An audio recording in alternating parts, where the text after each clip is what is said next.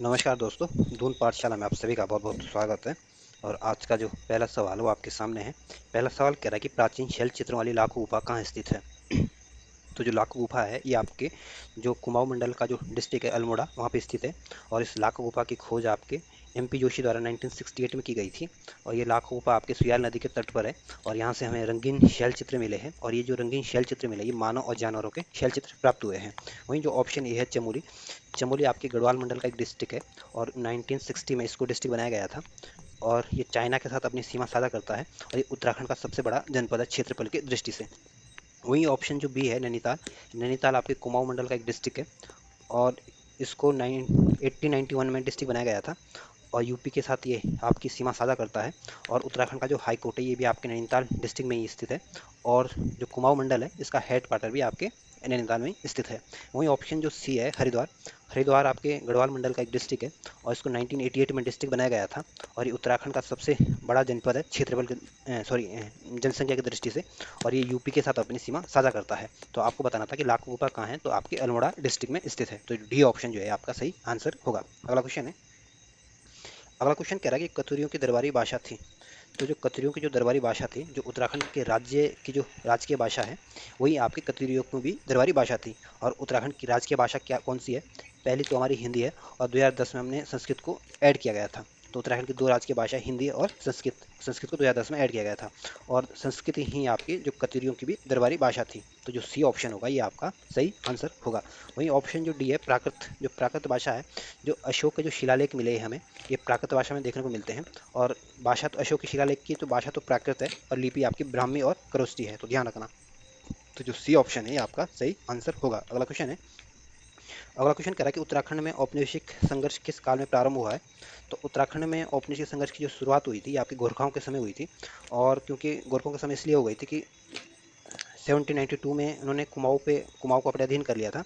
और 1804 में जो कुड़बुड़ा का युद्ध हुआ था देहरादून में, उसमें प्रद्युम्न शाह तो वीरगति को प्राप्त हो गए थे। और इसके बाद गढ़वाल क्षेत्र में इनका अधिकार हो गया था। और इसके बाद जब गढ़वाल और कुमाऊं दोनों ही क्षेत्र इनके अधीन चले गया था, तो 1815 में ईस्ट इंडिया कंपनी का उत्तराखंड में आगमन हो गया था। और इसके बाद इन गोरखों के साथ इनका संघर्ष शुरू हो जाता है। तो उत्तराखंड में तो औपनिवेशिक संघर्ष की जो शुरुआत हुई थी ये आपके गोरखों के काल में शुरू हो गई थी, क्योंकि उस समय गढ़वाल और कुमाऊं दोनों ही गोरखों के अधीन चले गया था। तो जो बी ऑप्शन होगा ये आपका सही आंसर होगा। अगला क्वेश्चन है। अगला क्वेश्चन आपके को सही सुमेलित करना है। एक तरफ पूरा स्थल दिए गए और दूसरे इनकी विशेषता दी गई और आपको उनको सही सुमेलित करना है। तो हुडली जो है ये आपको उत्तरकाशी डिस्ट्रिक्ट में आता है। और इस हुडली जगह से हमें नीले रंग के शैल चित्र प्राप्त हुए हैं। तो पहला सही सुमेलित है। मलारी जो है ये आपके चमोली डिस्ट्रिक्ट में आता है। और मलारी से हमें सोने का एक मुकुट मिला है। और मलारी पुरास्थल की जो खोज की गई थी 2002 में गढ़वाल विश्वविद्यालयों के शोधकर्ताओं द्वारा की गई थी। वहीं जो फलसीमा है, फलसीमा आपके अल्मोड़ा डिस्ट्रिक्ट में है। और यहाँ से जो हमें शैल चित्र मिले हैं ये मानव के शैल चित्र मिले हैं। और इन शैल चित्रों में मानव को योग करते हुए और डांस करते हुए दिखाया गया है। वहीं जो बनकोट है, बनकोट आपके पिथौरागढ़ में है। और पिथौरागढ़ से हमें 8 ताम्र मानव आकृतियाँ प्राप्त हुई है। तो इस तरह से अगर हम इसको सही सुमेलित करेंगे तो जो बी ऑप्शन होगा ये आपका सही आंसर होगा। अगला क्वेश्चन है। अगला क्वेश्चन कह रहा है कि श्रीनगर पोवार राजवंश का संस्थापक था। तो श्रीनगर में जो पोवार वंश की जो स्थापना की थी, ये जो आपके 37वें नंबर का जो राजा बना था अजयपाल, इनको पोवार वंश का संस्थापक माना जाता है श्रीनगर में। और एक इतिहासकार है राहुल सांकृत्यायन, इनके अनुसार जो पोवार वंश का जो संस्थापक था ये आपके अजयपाल ही था। और अजयपाल का जो समय था ये 1490 से लेकर 1519 तक इनका समय रहा था। और अजयपाल ने श्रीनगर को अपनी राजधानी बनाया था।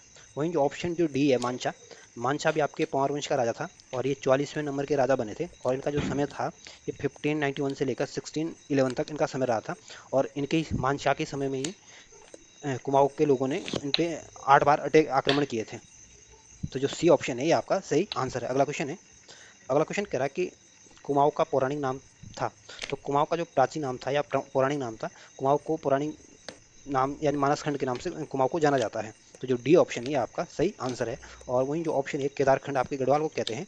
और मानसखंड आपके कुमाऊं को कहते हैं। अगर इसमें आपको ध्यान याद करने में थोड़ी मुश्किल होती है तो आप इसको केदारखंड को आप केदारनाथ से जोड़ लेना। जो केदारनाथ का जो मंदिर है भगवान शिव का जो मंदिर है, और ये केदारनाथ का जो मंदिर है ये आपके रुद्रप्रयाग में स्थित है। और रुद्रप्रयाग आपके गढ़वाल मंडल का एक जनपद है। तो इस तरह से आप केदारखंड को गढ़वाल से जोड़ लेना और मानसखंड को आप कुमाऊं से ऐड कर लेना। इसमें ये ध्यान रखना एक गढ़वाल में एक कुमाऊं में। तो केदारखंड तो आप केदारनाथ से जोड़ लोगे तो ये आसानी से याद आ जाएगा कि गढ़वाल में आता है। अगला क्वेश्चन है। अगला क्वेश्चन आपके ग्वारख्या उड़ियार के संदर्भ में पूछा गया और ग्वारख्या उड़ियार से हमें जो शैल चित्र मिले हैं इसमें 41 आकृतियां मिली हैं और इसमें आपको ये बताना कि मानव की कितनी आकृतियां हैं और पशु की कितनी आकृतियां हैं इसमें।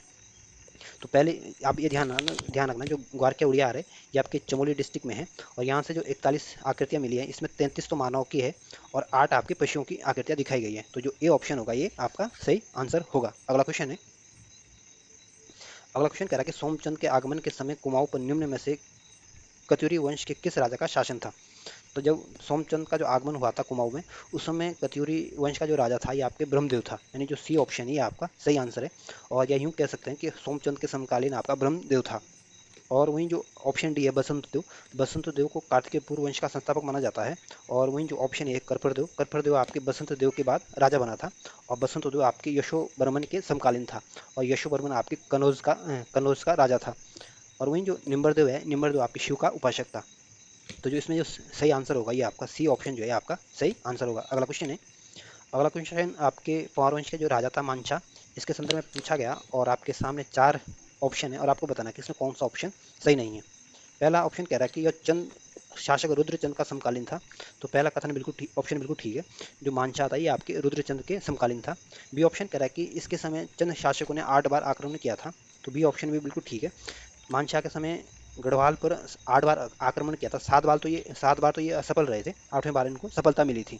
तो बी ऑप्शन भी बिल्कुल ठीक है। सी ऑप्शन कह रहा है कि इसने मानपुर नगर की स्थापना की थी। तो सी ऑप्शन भी ठीक है। मानशाह ने आपके मानपुर नगर की स्थापना की थी, मानपुर नगर को बसाया था।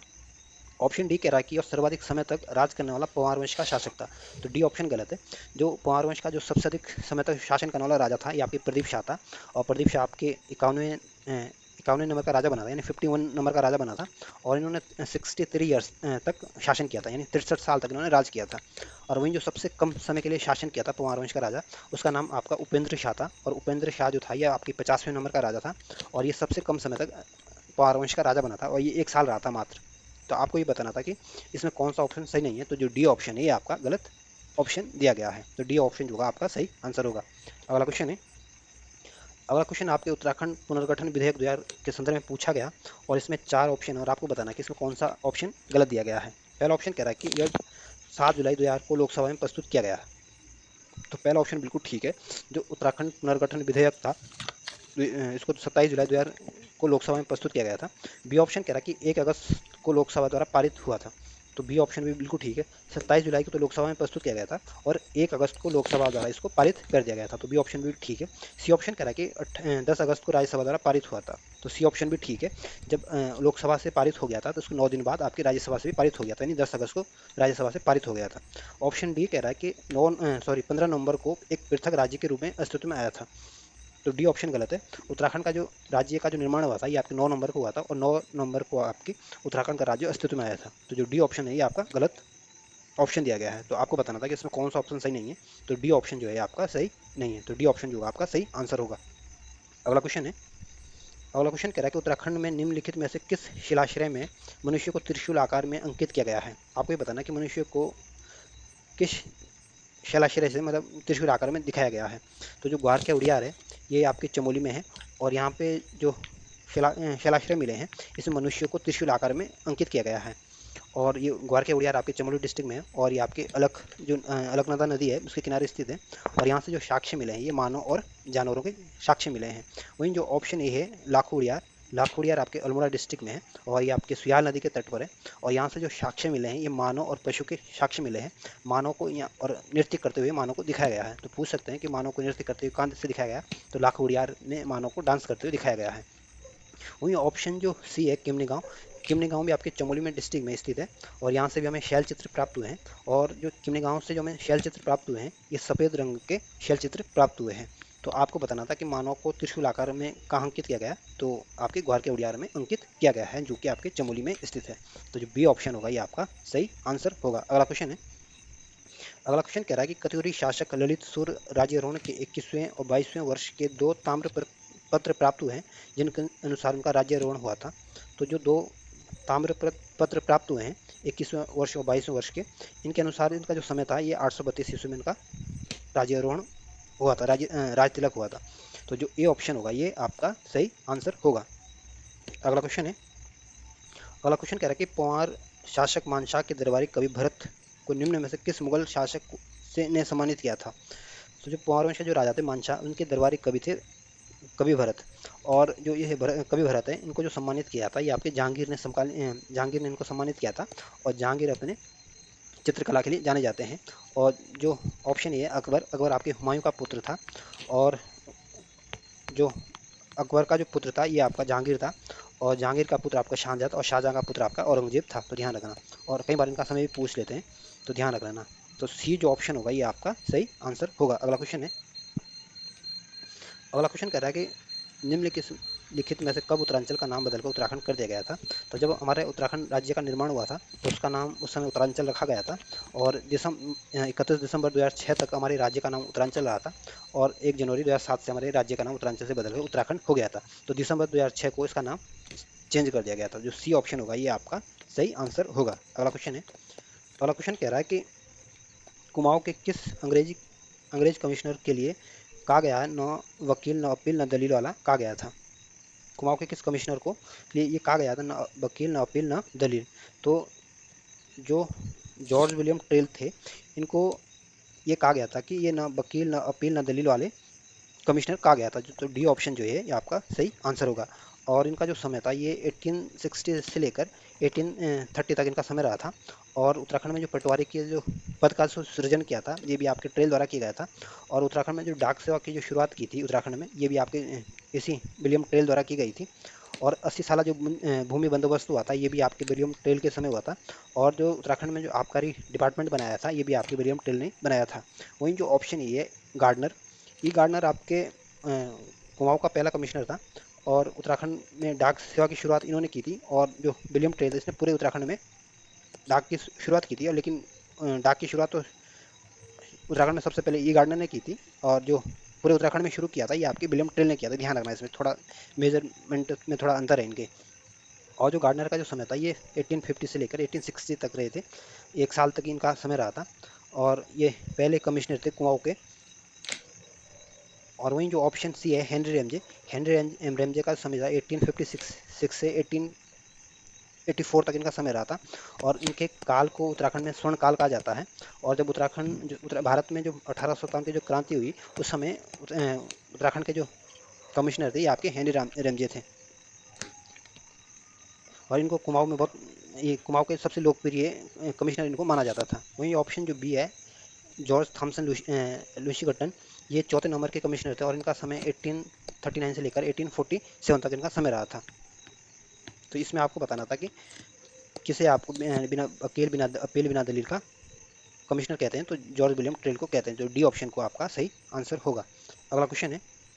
अगला क्वेश्चन कह रहा है कि उत्तराखंड क्षेत्र में सती प्रथा कब समाप्त हुई की गई थी। तो उत्तराखंड में सती प्रथा तब समाप्त हुई थी जब पूरे हिंदुस्तान में समाप्त हुई थी। और पूरे हिंदुस्तान में जो समाप्त हुई थी ये आपकी 1829 को समाप्त की गई थी। और इसमें लॉर्ड विलियम बेंटिंक का बड़ा रोल रहा था। तो जो ए ऑप्शन होगा ये आपका सही आंसर होगा। वहीं ऑप्शन जो सी है 1925 में, तो 1925 में भारत में जो काकोरी डकैती कांड हुआ था ये आपके 1925 में हुआ था। तो जो ए ऑप्शन है ये आपका सही आंसर है। अगला क्वेश्चन है। अगला क्वेश्चन कह रहा है कि महाभारत में उत्तराखंड का वर्णन किस रूप में हुआ है।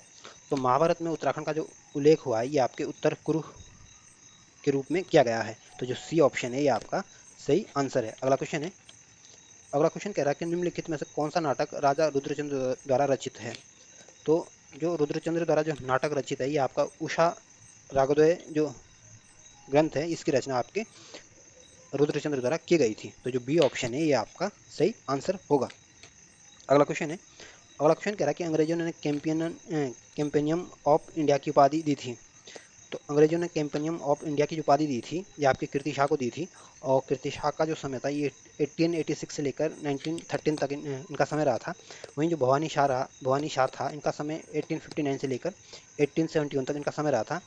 और वहीं जो प्रताप शाह थे इनका समय 1871 से लेकर 1886 तक रहा था। और नरेंद्र शाह का जो समय था ये 1913 से लेकर 1946 तक इनका समय रहा था। तो जो सी ऑप्शन होगा ये आपका सही आंसर होगा। अगला क्वेश्चन है। क्वेश्चन कह रहा है कि देहरादून से गढ़वाली नामक पत्र प्रकाशित होना प्रारंभ हुआ था। तो देहरादून से जो गढ़वाली नामक समाचार पत्र का जो प्रकाशन हुआ था ये आपके 1905 से इसका प्रकाशन हुआ था। और 1905 में भारत में बंगाल विभाजन भी हुआ था और 1905 में यहाँ पे स्वदेशी आंदोलन भी हुआ था। तो ध्यान रखना 1905 में तीन बातें, एक तो बंगाल विभाजन हुआ था, दूसरा स्वदेशी आंदोलन हुआ था और तीसरा आपका गढ़वाली नामक समाचार पत्र का प्रकाशन हुआ था देहरादून से। वहीं ऑप्शन जो ए है 1903 में, तो 1903 में जो हुआ ये जो महात्मा गांधी का जो इंडियन ओपिनियन जो समाचार पत्र था, इसका प्रकाशन गांधी जी ने किया था और इसका प्रकाशन जो हुआ था आपके दक्षिण अफ्रीका में किया गया था। तो पूछ सकते हैं कि इंडियन ओपिनियन जो समाचार पत्र था ये किसका था, तो ये आपके गांधी जी का था। वहीं ऑप्शन जो सी है 1907 में, तो 1907 में सूरत विभाजन हुआ था, यानी कांग्रेस का विभाजन हुआ था, जो नरम दल और गरम दल आपस में फूट पड़ गई थी। और 1909 में जो मार्लोमेंटो सुधार आया था और इस मार्लोमेंटो सुधार में आपके पृथक मुस्लिम के लिए अलग पृथक निर्वाचन की व्यवस्था की गई थी। और जो इंडियन ओपिनियन जो समाचार पत्र है ये पहला समाचार पत्र था महात्मा गांधी का। तो इसमें आपको बताना था कि गढ़वाली समाचार पत्र कब आया था, तो 1905 में आया था। बी ऑप्शन जो होगा आपका सही आंसर होगा। अगला क्वेश्चन है, अगला क्वेश्चन कह रहा है कि चांगलेश की प्रशस्ति प्राप्त हुई है। तो चांगलेश की जो प्रशस्ति प्राप्त हुई है ये आपके देहरादून के लाखा मंडल से प्राप्त हुई है। तो जो सी ऑप्शन होगा ये आपका सही आंसर होगा। और जो ऑप्शन ए है तालेश्वर, तालेश्वर आपके अल्मोड़ा में है और बाड़ाहाट आपके उत्तरकाशी का ऐतिहासिक नाम है। तो ध्यान रखना, तो सी ऑप्शन ए सही आंसर होगा। अगला क्वेश्चन है, अगला क्वेश्चन कह रहा है कि ई टी एटकिंसन द्वारा संपादित हिमालय क्षेत्र का गजेटियर प्रकाशित हुआ था। ई टी एटकिंसन द्वारा संपादित हिमालय क्षेत्र का गजेटियर प्रकाशित हुआ था, तो ये आपके 1882 में प्रकाशित हुआ था। तो बी ऑप्शन जो है आपका सही आंसर है। अगला क्वेश्चन है, अगला क्वेश्चन कह रहा है कि कुमाऊं के चौथे कमिश्नर कौन थे। तो उत्तराखंड के जो चौथे कमिश्नर थे ये जीटी लुंशिंगटन थे। तो जो बी ऑप्शन है ये आपका सही आंसर है। और इनका जो समय था 1839 से लेकर 1840 तक 47 तक इनका समय रहा था।